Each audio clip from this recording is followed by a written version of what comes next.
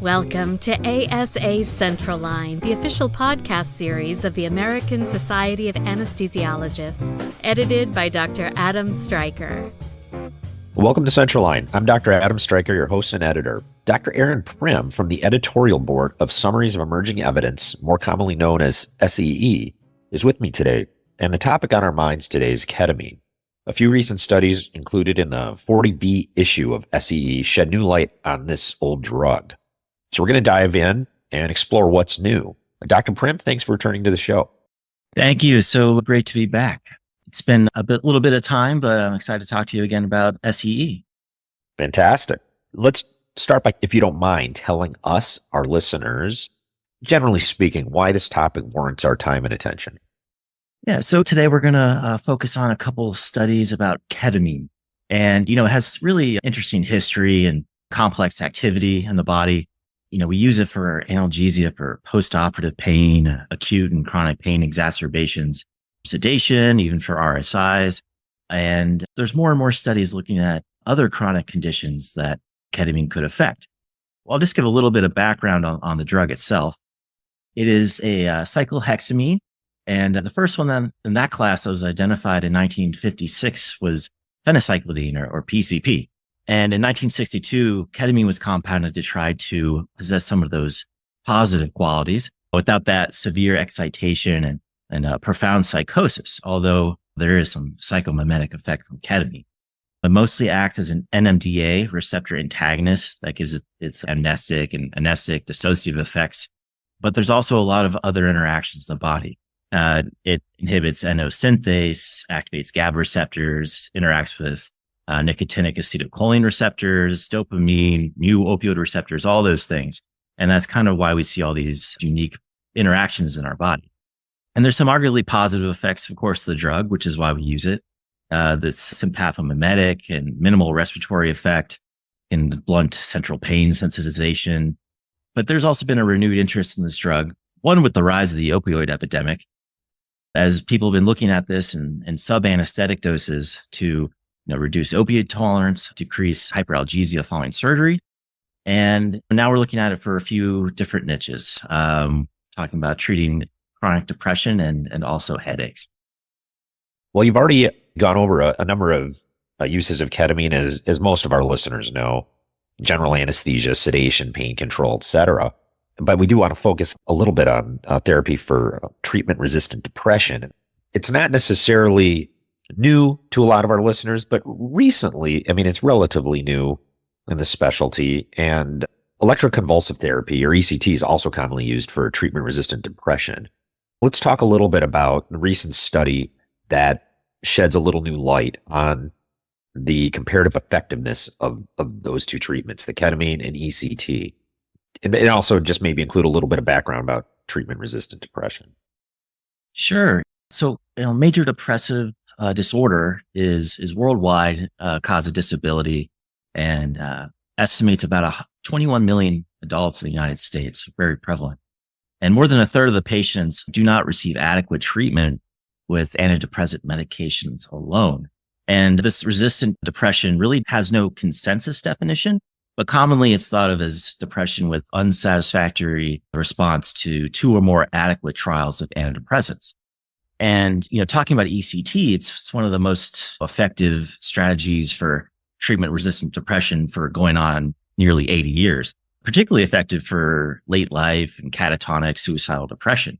And, even though it can be performed as an outpatient procedure, it's still relatively underutilized just because it's limited availability. There's a social stigma attached to it. There's concerns regarding cognitive impairment. And we're looking now at ketamine infusion might be more palatable and also effective for patients. So let's go over the studies a little bit. Just talk a little bit about the specific study and the methods used, maybe. Sure. Yeah. So this first study that we're looking at is called the electroconvulsive therapy versus ketamine in patients with treatment-resistant depression, the ELECT-D study. This is a prospective randomized non-inferiority trial conducted at 5 sites, and it compared a 3-week treatment of ketamine to ECT. And the ketamine was done in 2 treatments per week, zero point 0.5 milligram per kilogram of ketamine that was administered over 40 minutes. And the ECT was done 3 times per week using a right unilateral lead placement. The patients enrolled are 21 to 75 years old. They had a diagnosis of major depression. And importantly, these are patients that did not have psychotic features. And these patients had inadequate response to 2 or more antidepressants and also had no contraindications to ECT or ketamine, of course. And the primary outcome was showing a response to treatment. And they defined that as having a 50% or greater decrease in their depressive symptoms. And this was done by an inventory of depressive symptomatology in the study. All the patients that had an initial response to treatment then received 6 months of follow-up treatment. And then some other outcomes they looked at were treatment response scale measurements, memory function, cognitive symptoms, and just overall quality of life. Okay, so let's talk a little bit more about what ultimately this tells us as a specialty. What can we glean from the results and the primary outcomes? Yeah, so what they ended up discovering is that a response to the treatment was present in 55% of the ketamine patients and only 41% of the ECT patients. And that fell within that non-inferiority margin. And the dissociative events were more frequent in the ketamine group, whereas there's some more musculoskeletal adverse effects in the ECT group, which is probably to be expected. And they concluded that, ketamine was non-inferior to ECT as therapy for treatment-resistant major depression without psychosis. And, I think that was kind of an important step for, if the right patient needs treatment and they may not be very excited about starting ECT therapy, this is potentially another option if these patients meet the criteria. And of course, more studies need to be done to address the comparative effectiveness in patients that are more prone to be helped by ECT. So older patients with bipolar depression, inpatients, things like that. But overall, a very enlightening study. Well, we've known about this for a little while with ketamine, and it's been used quite prevalently.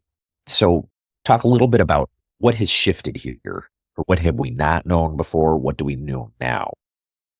Right. So we did not know that it would be similar in the response rate, right?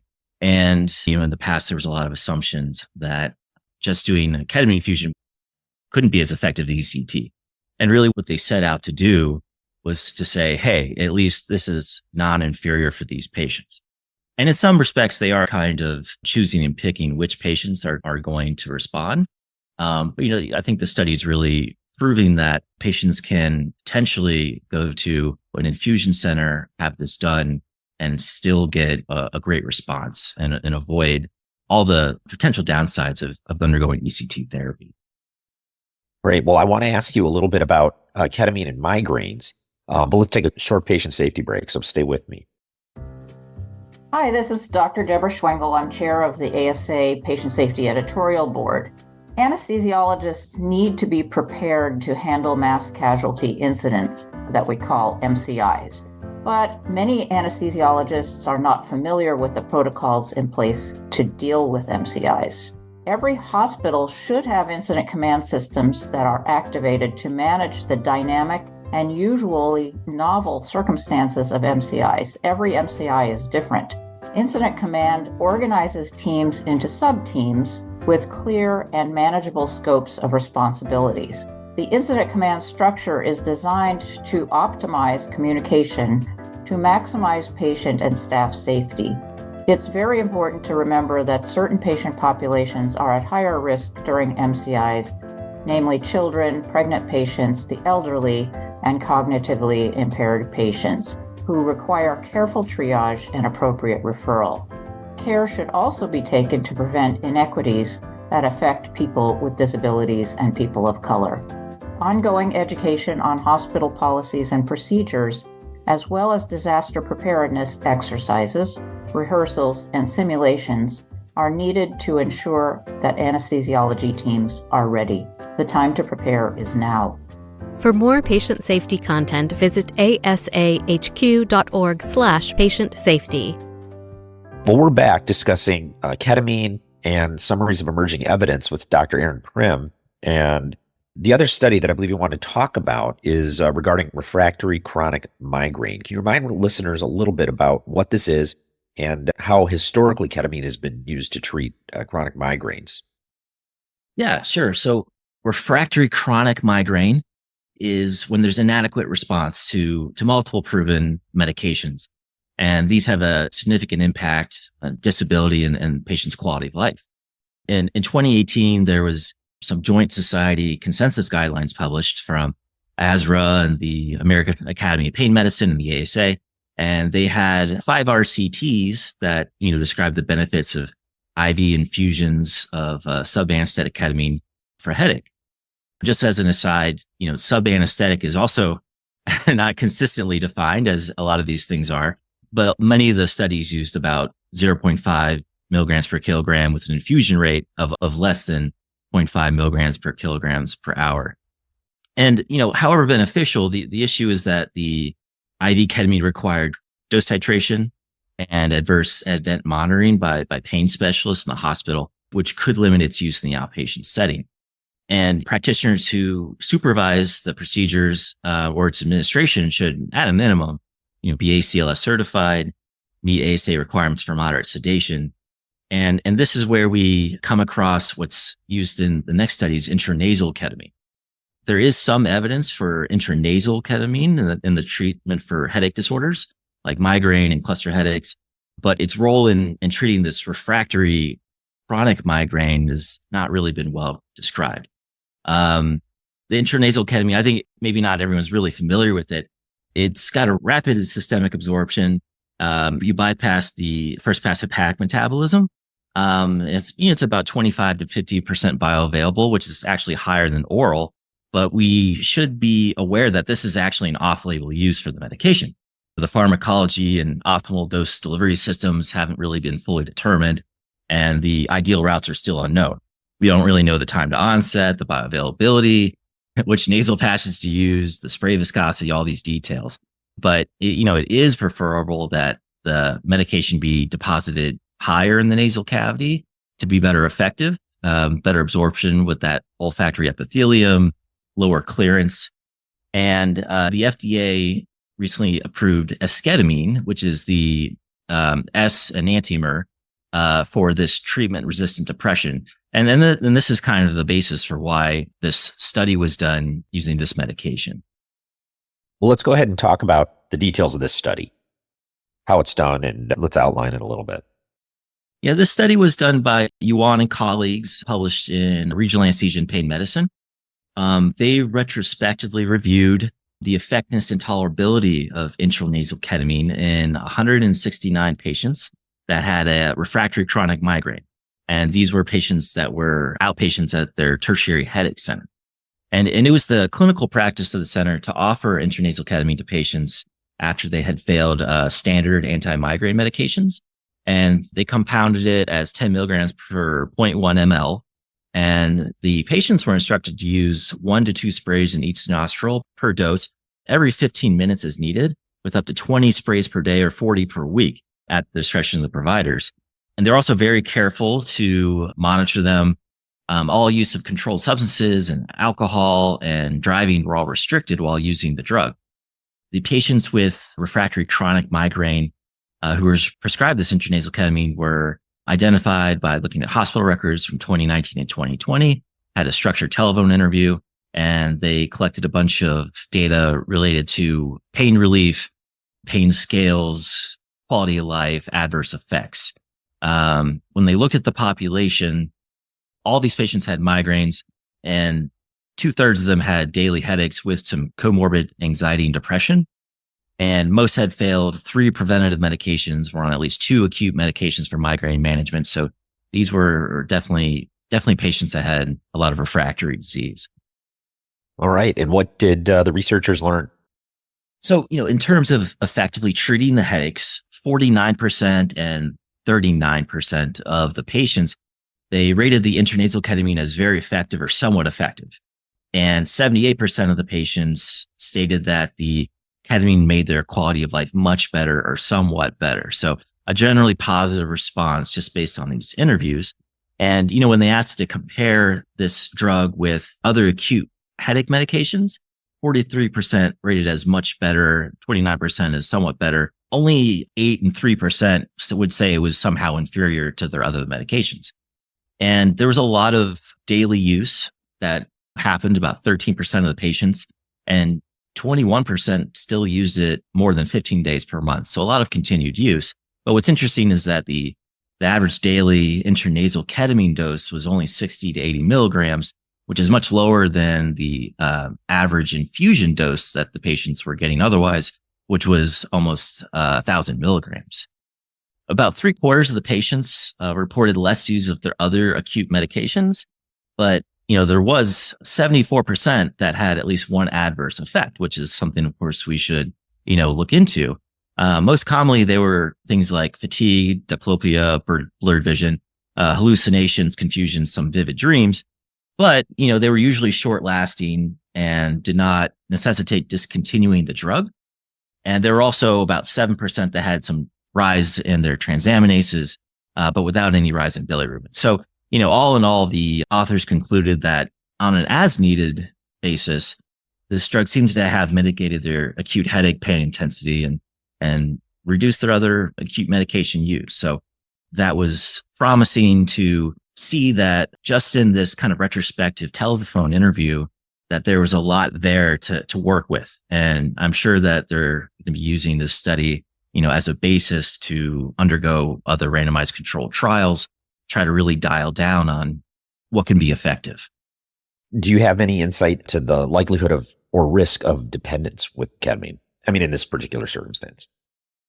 I think there's always the potential, which is the reason that there was a lot of coaching and teaching and monitoring.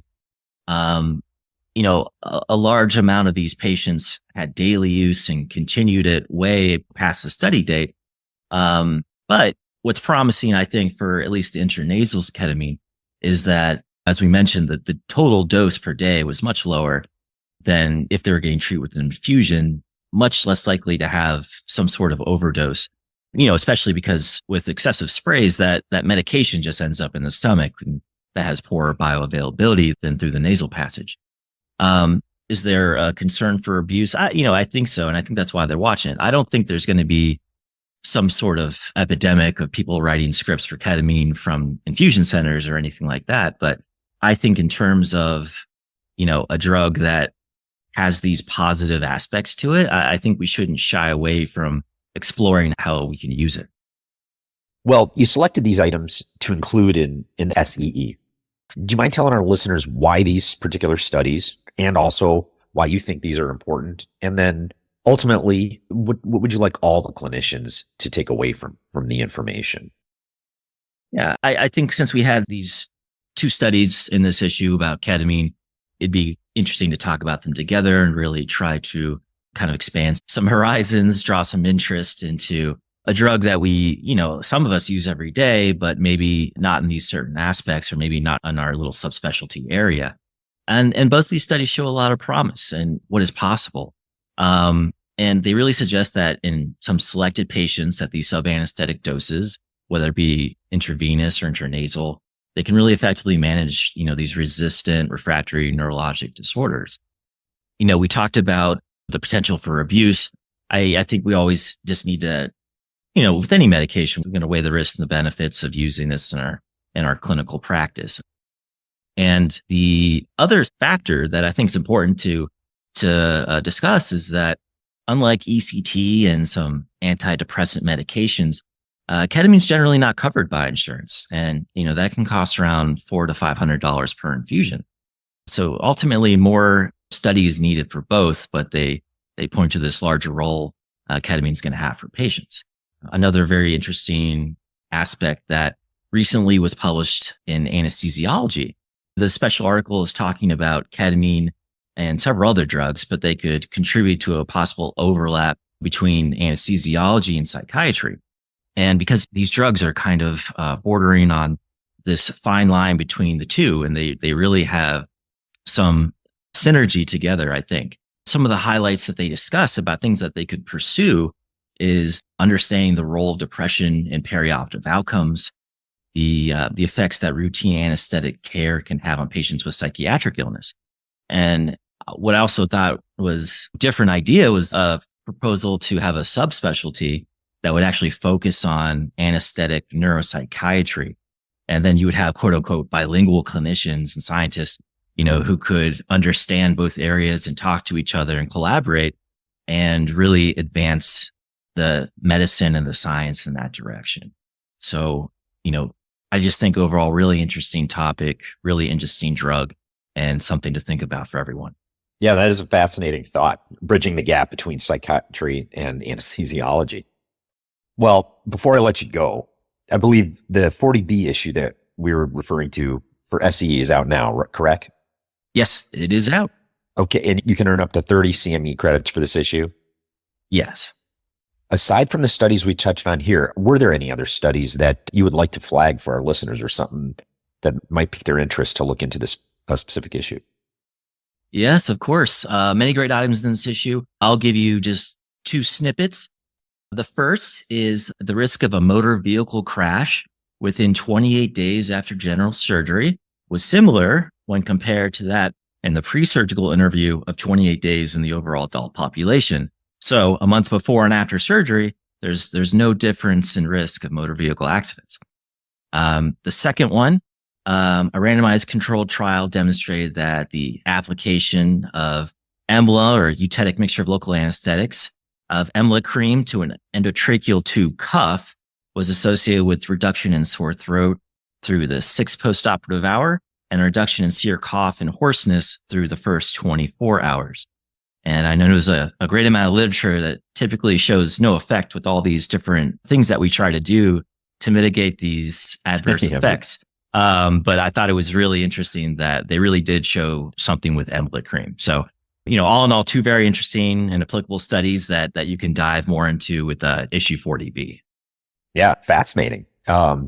Really quite interesting. And SEE continues to be a great resource. And so I highly encourage all our listeners to check it out. It's always chock full with a lot of great, pertinent, prescient information.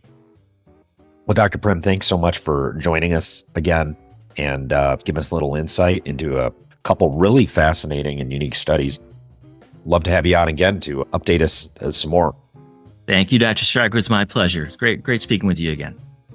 And for those of you interested in checking out the SEE platform, please go to asahq.org/SEE. Just that simple. Again, to all our listeners, thanks for joining us on this episode of Central Line, and please tune in again next time. Take care. You can't read everything, so C does it for you. Learn what the specialty is learning on your own time.